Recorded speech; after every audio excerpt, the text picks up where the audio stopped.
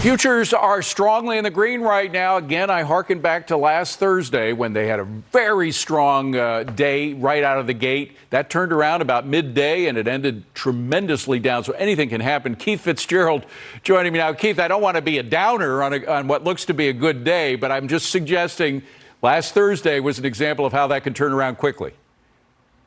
Well, it is, but don't forget how the game's played these days, David. It's not necessarily the humans that cause this problem. It is the big, highly leveraged traders using lots of computers that cause things to go up and down. So if you stick to your knitting in the great companies, odds are you're going to be okay. Well, let's stick to your knitting, and Tesla is among the strings that you're knitting together.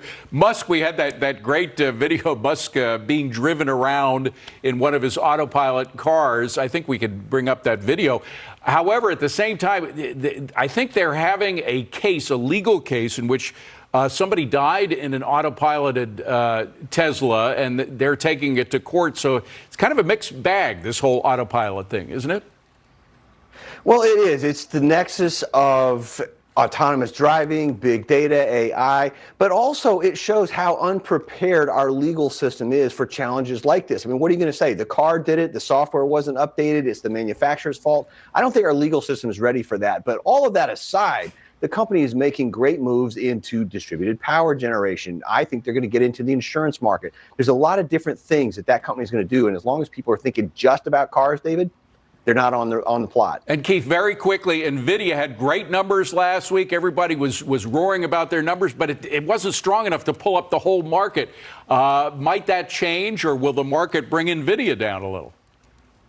I think it's going to go the other way. I think NVIDIA is actually going to bring them up, because what really happened last week was the market decided the Fed was irrelevant. So as long as that's true, we're going to continue to power higher. Good point. Good point. Keith Fitz-Gerald, what a pleasure to see you. Thank you very much for coming in on this Monday. Hi, it's Keith here. Thanks for checking out today's highlight clip.